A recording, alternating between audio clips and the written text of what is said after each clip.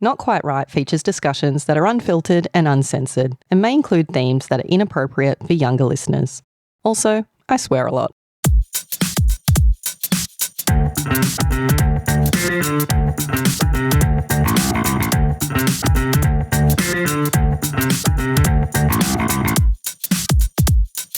Something doesn't seem quite right. Welcome to Not Quite Right. My name's Ed. And I'm Amanda. And welcome to the first Daredevil for the October 2025 Not Quite Right prize. Daredevils are people who've signed up to have their stories critiqued on air on the podcast. So we will read the story, break it down, share our thoughts, and hopefully we'll all learn something together in the process. And we always learn something, I feel, from reading these stories. I feel like I've grown as a writer without writing a single word in quite some time. And I'm looking forward to getting into this batch of stories that we got this round, these 5 Daredevil stories that we received. I've read them all again this morning, and I think these are 5 great stories with a lot to discuss. And do you know what? More and more I'm hearing from people that they really appreciate these Daredevil episodes and that they're getting a lot out of it. I'm not hearing this from the Daredevils, Yes. But I'm hearing it from everyone else, right? To say, I'm listening and re-listening, and even though it's not about my story or not about this round for me, like I can still see myself or my own writing reflected in it, and I'm learning and like that's what this is all about. And I'm always so grateful to these Daredevils for putting themselves out there for everyone else's benefit, really, because let's be honest, like when you're the Daredevil, it can be hard to separate yourself in that way and your ego in that way from like the critique, which it's much easier to do if it's not your story, right? So yeah, I hope that these 5 Daredevils that are upcoming will do just that again and provide some fresh perspectives on this crazy thing that we call fiction writing. Yeah, so 5 very diverse stories, each with pros, each with cons that we'll get into, but I think it should be a fascinating discussion for each of these stories. So let's get into it. Sounds good. So as a reminder, the prompts for this round were the word boot, the action prompt of kissing goodbye, and the anti-prompt, the final ever anti-prompt of break the rule, show, don't tell. It's a doozy. It sure is. So we have 5 Daredevils this round, and our very first victim is Pennie Nichols with her story Kissing the Boots Goodbye. So Penny's a first-timer on the Daredevil circuit. Yeah, so this is Penny's 3rd time entering, and she's decided to bite the bullet. Bite the bullet or like cop the bullet? We'll see what she manages to do. Does she bite the bullet or does she get it right between the eyes? So let's read the story, and as always, we'll come back and talk about it, dissect it, go through it, and share our thoughts. Sounds good. So here is Kissing the Boots Goodbye by Pennie Nichols.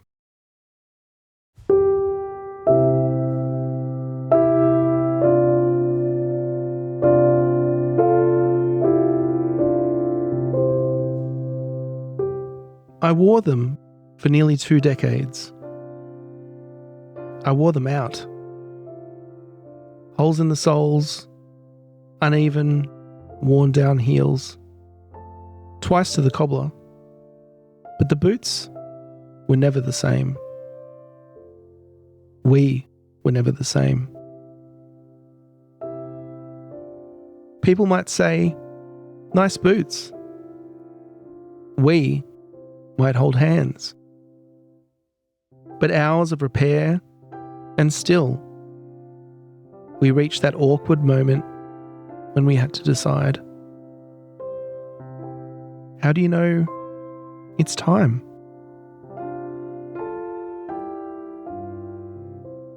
The cobbler told me there wasn't enough left to stitch sole to toe. Not enough life left in the leather. Was there enough love left?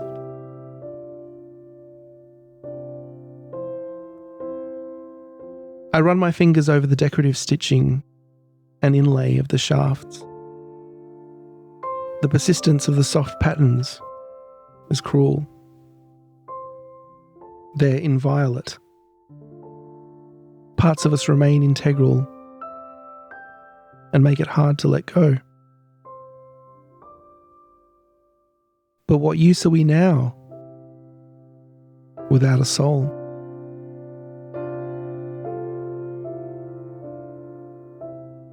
My mind can caress that breathless afternoon on the riverbank Our bare chests dappled as we whispered dreams into the canopy. The places we'd go, the things we'd do. A shaft, a shadow. What use is it in this stale house where we've scraped holes in our souls, worn the caps off our heels? Seems silly to keep the boots for the occasional return of lonely hands, for the fondling of tender patterns, for blue remembering. I could take a photo, but it's not the same. We're not the same. What do I do with all those photos? Do I scrub them from my socials? And where do I keep what I keep? In a closet? A shoebox?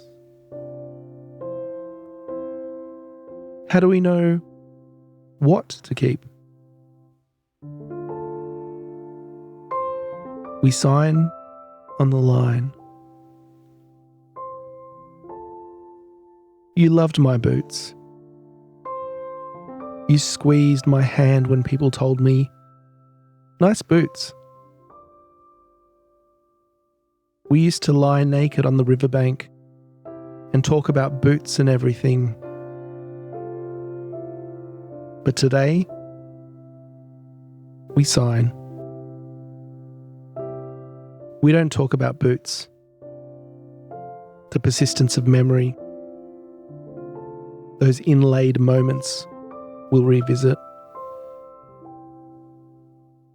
We don't talk about the parts we'll keep.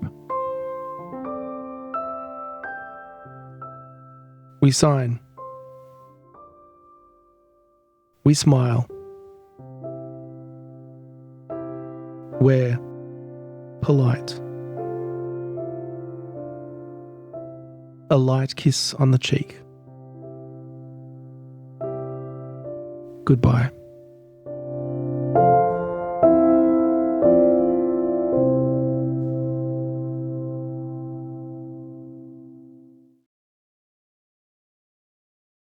Well, thank you, Pennie, for that story. A very evocative story. Just before we get into the critique, I feel like we need to provide a bit of context about the situation here in NQW HQ. Yes. Currently, we're both sitting with our both feet submerged in buckets of cold water. Yep. Just to kind of contain The heat. It's 34 degrees Celsius here, which for our friends in Liberia and Micronesia and the United States is about 93 degrees Fahrenheit. So it's quite warm. And for our friends in Queensland, I feel like I have to explain that it's not so much the heat as the humidity, if you know what I mean. It's damp in here. You might say it's moist. It's quite moist, especially with the fact that we've got tubs of water.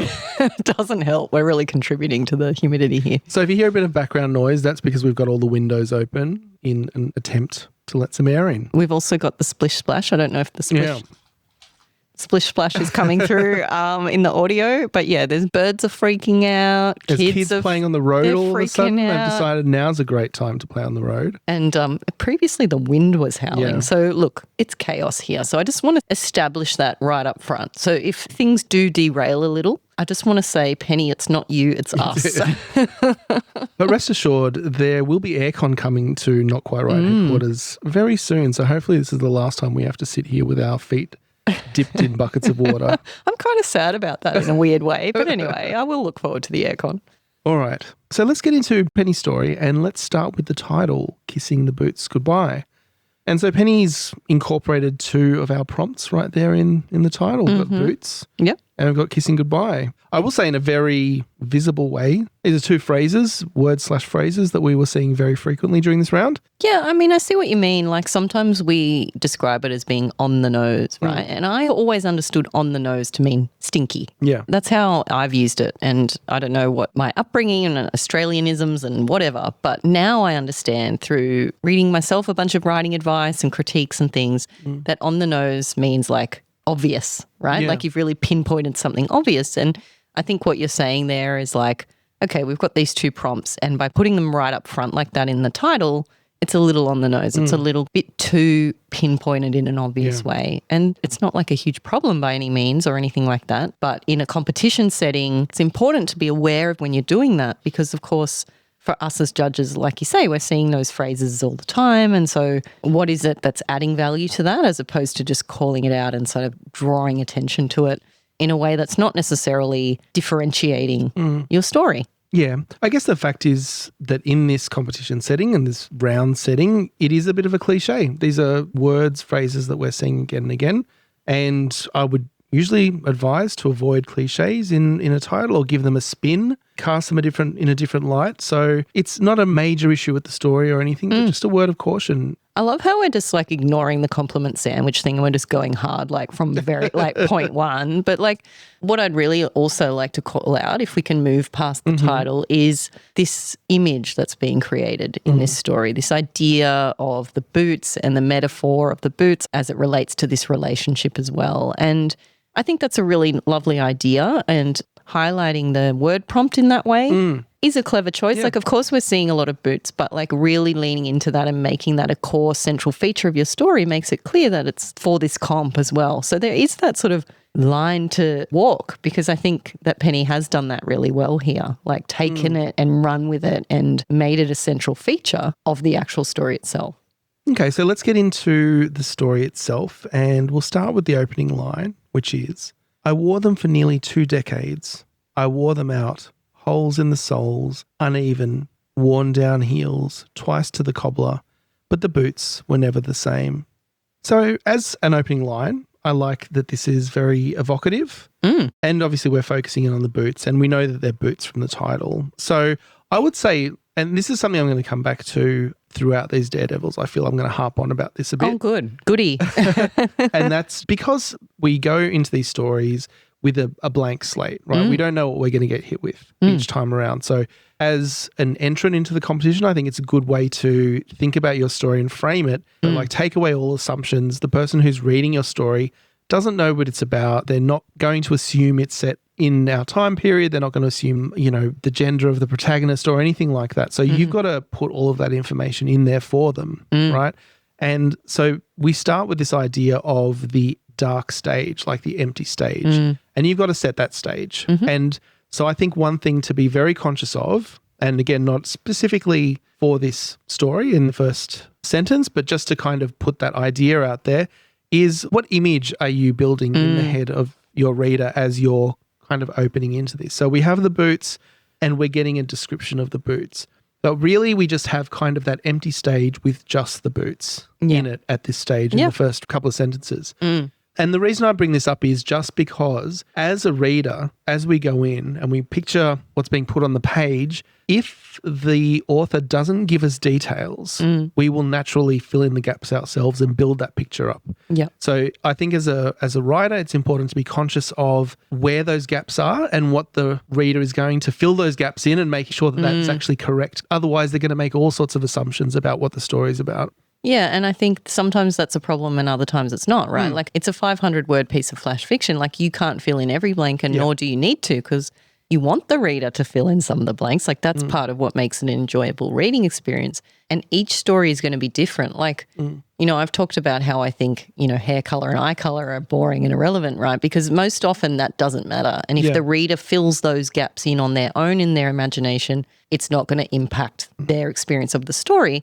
But certain things will, like time period, gender of characters. Like as much as in 2025, we like to hope that gender is irrelevant in many ways. When it comes to understanding human behavior, like we live in a society where that is very relevant, and we need to see that very clearly, especially in stories where it's a relationship. Yeah. Because it adds context to that relationship. And so for each story, there's going to be different pieces of information that are necessary to share and bits that aren't. And all we need is the necessary stuff in this opening. So I think if we look at this story in particular, like it's a beautiful scene setting kind of detail. Like I wouldn't question what we've got there. It might just be a question of maybe a couple of things that might be missing. And I suggest that one of those things is character, and that character isn't in this story ever really coloured in maybe enough. So what information do we get in that first sentence? So it's focused on the boots, obviously, and boots can be of any time period. So could be today, could be 500 years ago, could be 1,000 years ago, whatever. Did they have boots 1,000 years ago? I'm sure they did. Did they? They weren't just walking around in sandals? Well, it depends where. I'm sure they had boots. Anyway, we have... By the by. We have, for me, the word cobbler. Obviously, we have cobblers today, but it's also a bit of an old-timey word. It could have been evokes 19th century or 18th century life. So I could see that being taken as a reader, being, this is kind of an older story. It's set in a historical time period. It's obviously not as we get through it. We get like a divorce happening, which seems much more modern thing. But this is the kind of thing that I'm saying, be conscious of the image that you're putting in the mind of your reader as you're revealing these little details, because what you absolutely want to avoid is giving one impression and then having to change that later on, because that's not a pleasant experience for a reader, of them building up a picture and then as they get halfway through the story, they have to change details about it, and it removes a connection that they can really make to the story because they're just having to revise things. And I'm not saying that that's a huge issue here. So that's one thing. I guess another point just leading into that is the ambiguity of the characters. And you mentioned about gender. We don't know the gender of the characters. And, we don't need to know necessarily if it's not important. But I think it is quite an important piece of information about a character, especially if you're trying to visualize the action of the story taking place. You want to get some key details about them to really put them together. I think we've both, reading through this story, have assumed that it might be a gay relationship, like two men. But we say you assumed, and I honestly, it's 50-50. I don't know. Because we're trying to piece it together from the context. Yeah. And look, we like to think that sort of thing doesn't matter. But in storytelling, I feel like, and we've said it many times, that it comes back to character.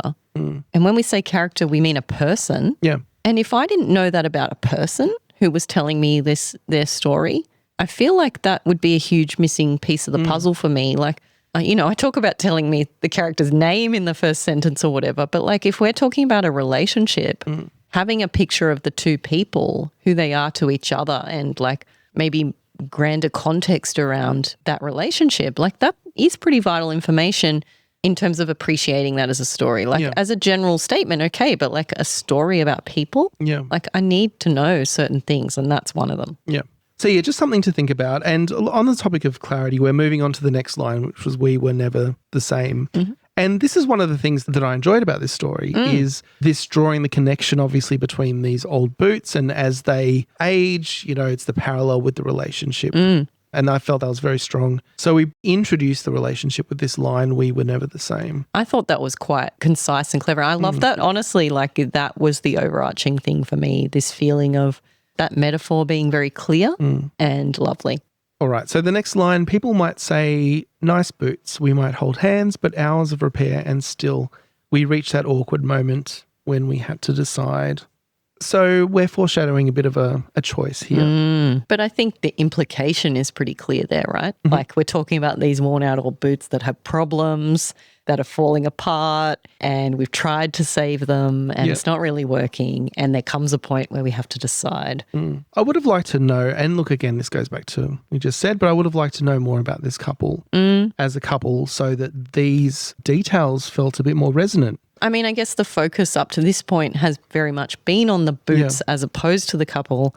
And so while the implications are there, we're not getting that mirrored view, like at least not directly, of how those things have presented in the relationship. Like we're talking about, the boots are kind of wearing out and falling apart.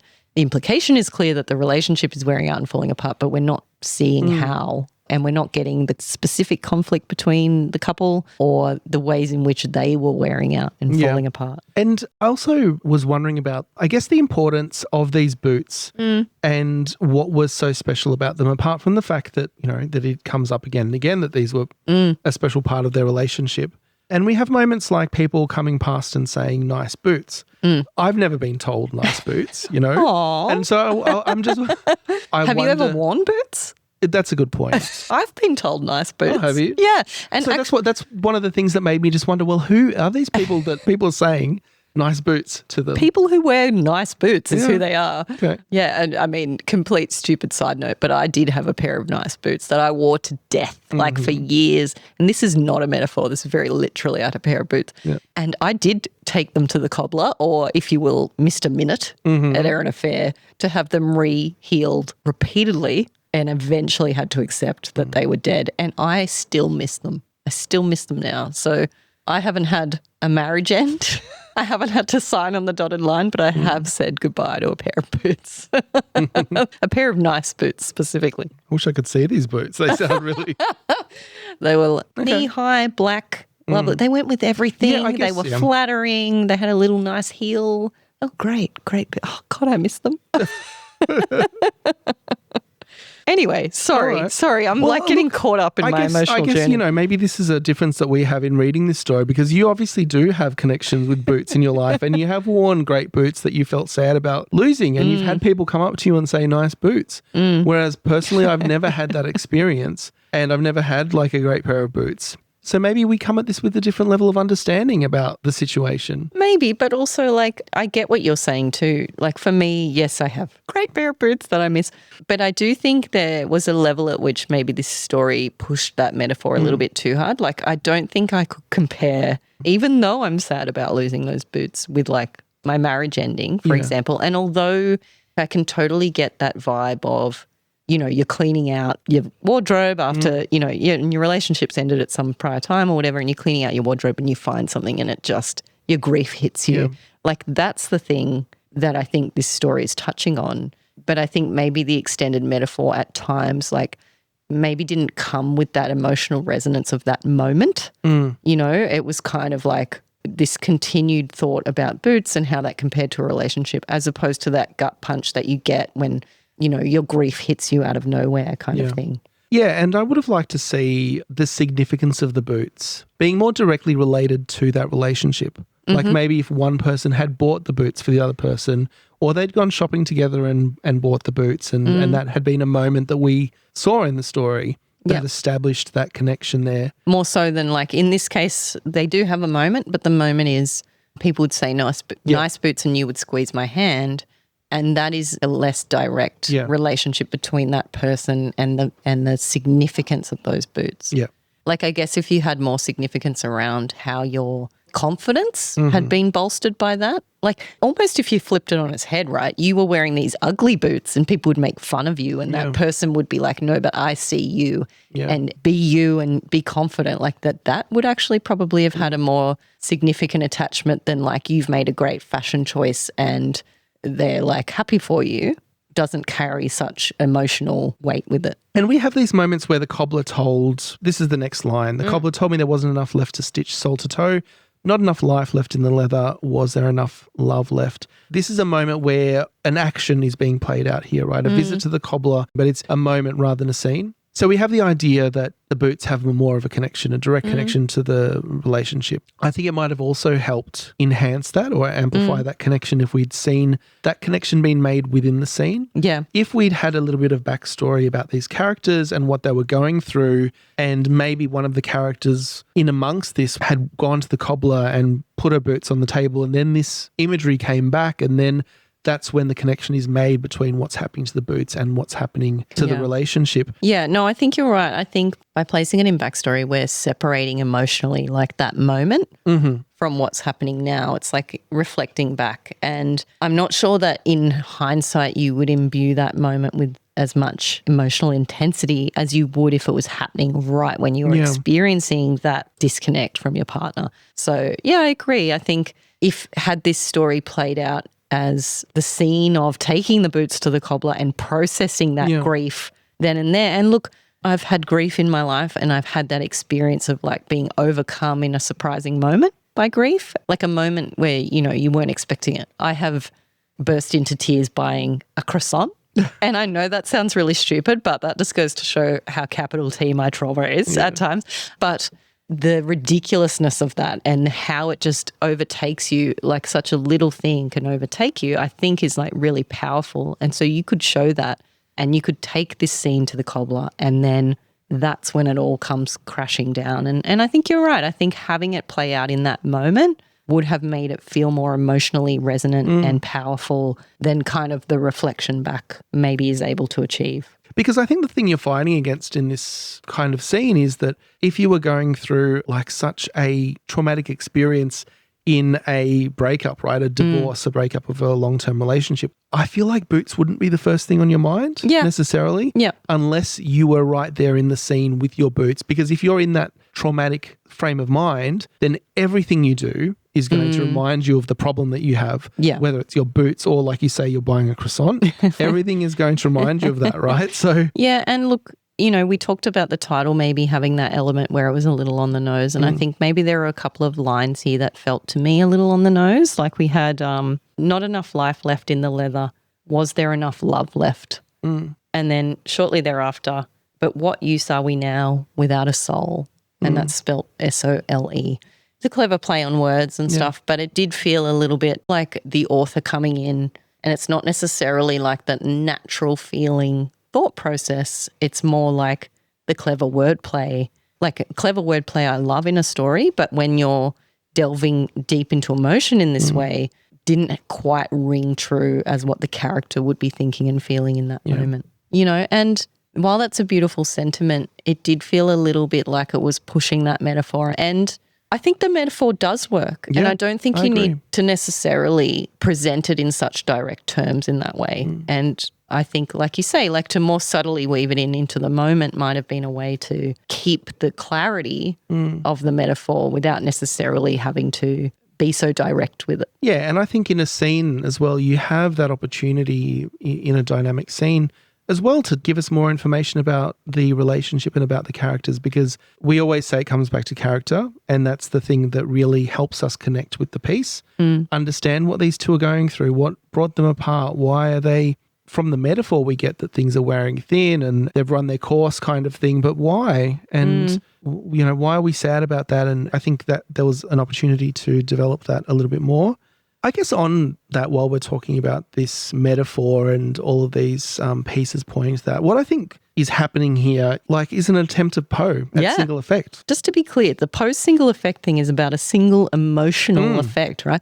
Everything is pointing towards blue remembering, which is lovely. I love it. Yeah. So I just wanted to like think about that idea of Poe, and we tell people right towards a single effect. But we're also saying like this is a little bit on the nose and you're kind of pointing too much towards this metaphor. So how do we reconcile those two things? Well, I think the key distinction here is that when we talk about Poe's single effect, that's about a single emotional effect. You're trying to create one emotional response in the reader. So it's not about theme. Theme is like what your story's about. Single effect is about how it makes you feel. And so we're not so much saying point everything towards the theme, although that can be very satisfying as well. And of course, in a 500-word story, you can't really veer off theme too much because it's going to get a bit too unwieldy.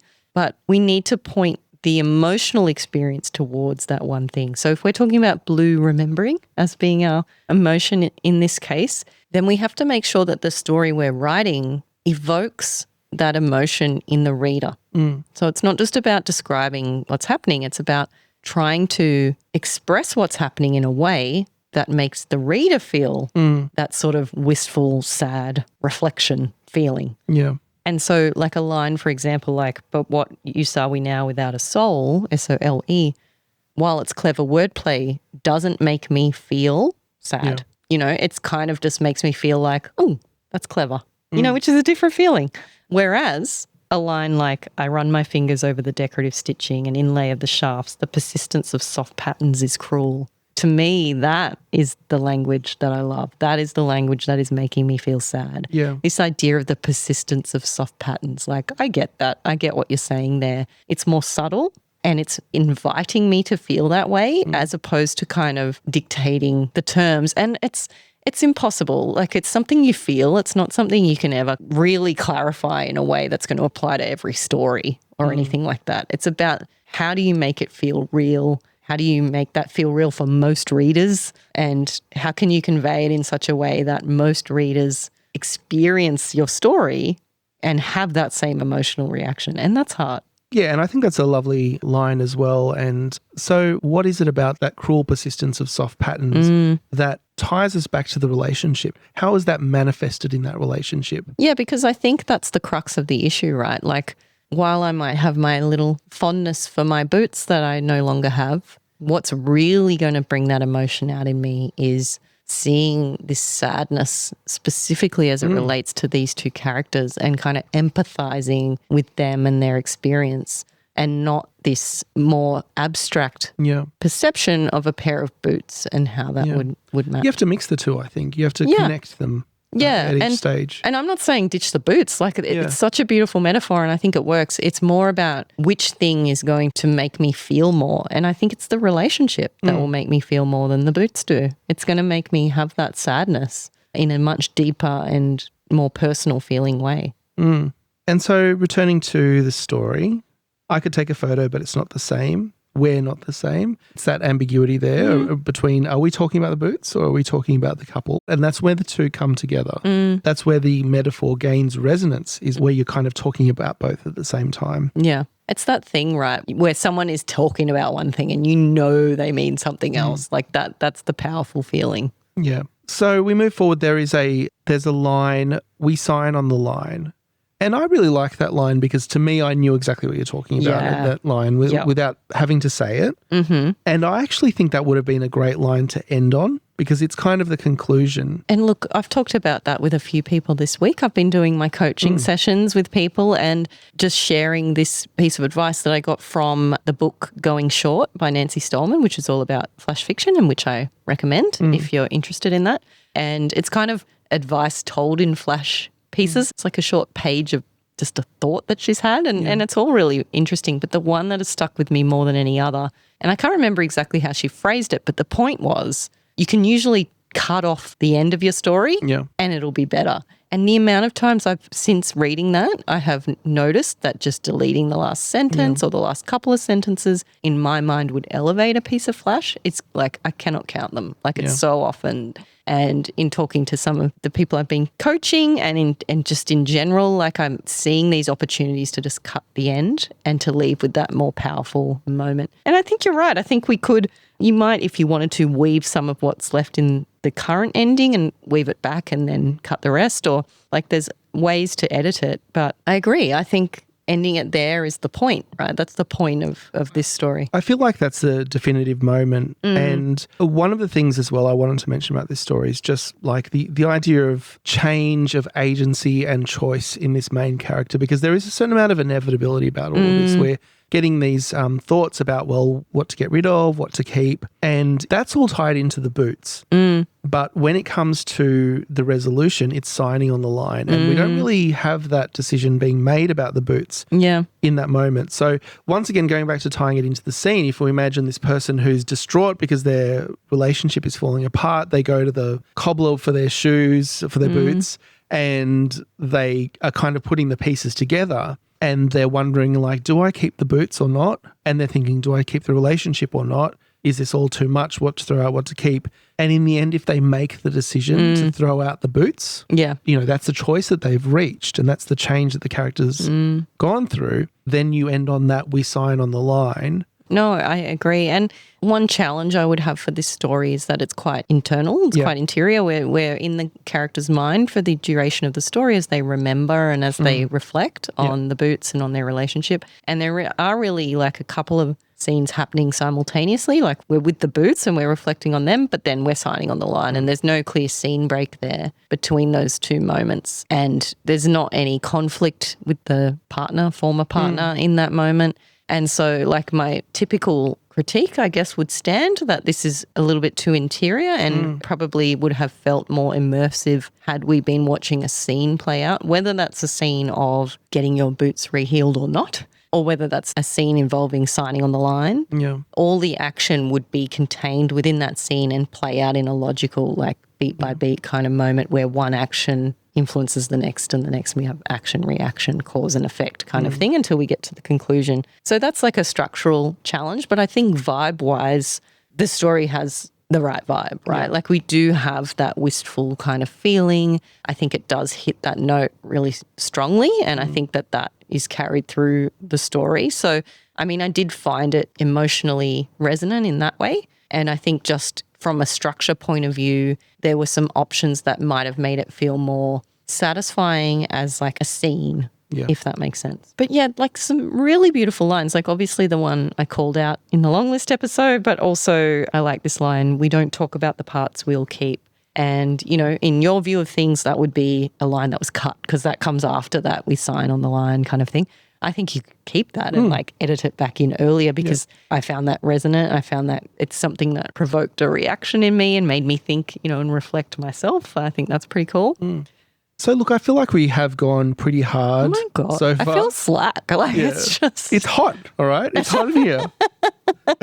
Can't stand the heat, stay out of the kitchen. Exactly. But I just wanted to say, this story did quite well in the competition. It didn't nice make the to long say that list. now. Like Penny's crying in a corner in the fetal position and we just say, oh, by the way, you did really well. Yeah. So again, like as we always say, we offer this critique as like how to elevate your story and improve it for next time around, or if you want to work on it and shop it around, these are some things to consider. But this was close to making the long list. It was a maybe plus, I think, from most judges. Yep. And so maybe pluses often get on the long list, and this one may have just been kind two of around maybe the cusp. pluses is like a bloody good score. Yeah, it is. And we did all three of us read it, which is also a good indication because it means that we've got to the point where we had to make sure everyone had considered this story. Yeah. And I've said this before, and it probably feels like bullshit when you're on the receiving end of a daredevil. But like when we go hard on a story, it's because it's close, because you're just nitpicking the shit out of it. Because it's like overall, it was beautiful and a lot of things were done right. And so now we're saying, like, you did a lot of things right. So why didn't I make the long list? Well, it's little shit. That's the answer. It's stuff that you can do and that I believe Pennie is perfectly capable of doing. And it's like, let's reflect on this specific story and why didn't it make it on this occasion? Because it's not about Pennie's writing ability. She can clearly write really well. There's really beautiful sentences in there that are evocative and carry a vibe. And so it's about, okay, well, then what is it? What's the difference between this one and a one that made it?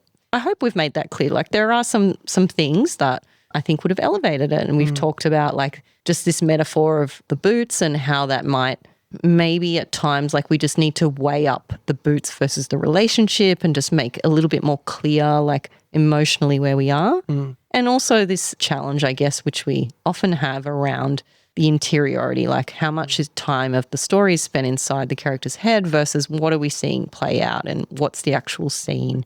And I think all of those same beautiful lines and ideas work, and it's about like structurally, how can we make this hit harder for the reader? Yeah, I think we are all on board with that metaphor, the boots and the relationship metaphor. That's very powerful. And we all said in the comments for this story as well that this story made us feel something, right? So it does have that really strong emotional core, like we get to the end of it and we feel sad.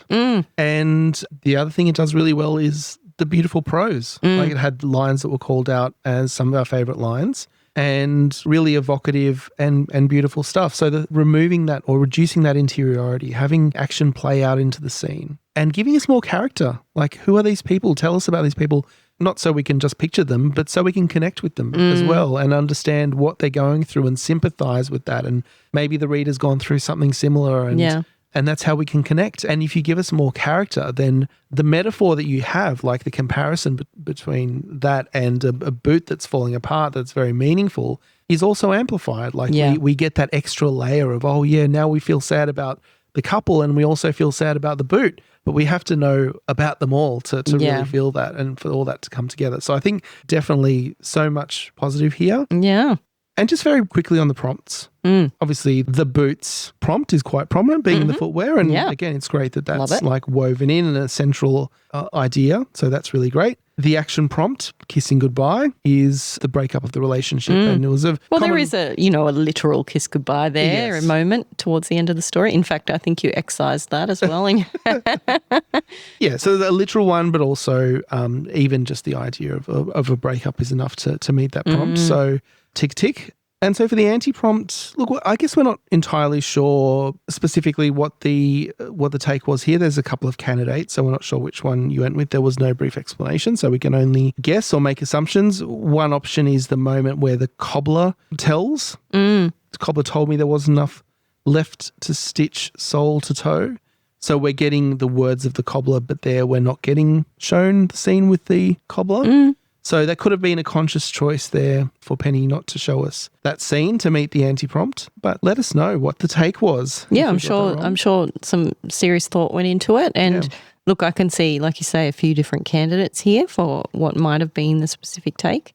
Nevertheless, I felt like from an actual show don't tell perspective, like we had some lovely showing here. And while it's not a scene per se where we're showing things happening in real time, we're definitely showing about this relationship by exploring it through this metaphor of the old boots. Yeah, I mean, I guess we're not getting shown the couple either. That's the other part of it. We're not seeing that. We're being told about the boots as a proxy for the couple. So there's that angle as well. So it's always difficult when we're not told what the specific response is, because there are a couple of different ways you could read that. Yeah.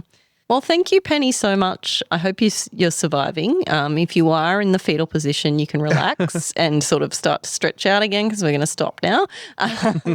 But yeah, thank you so much for putting your ego on the line for the benefit of all. I think you should be very proud of yourself. I think you write beautifully. And, I'm looking forward to seeing what you come up with next. I hope we've given you something that you can actually work with, and it doesn't just feel harsh, that it feels like useful to you and that you can take it and run with it. Hopefully we haven't gone too hard and kind of crushed your dreams.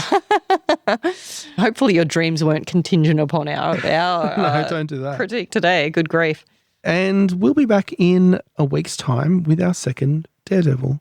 Until then, right on. Right on. We hope you enjoyed this special Daredevil episode of Not Quite Right. If you have thoughts on this story, follow us on social media and join the conversation.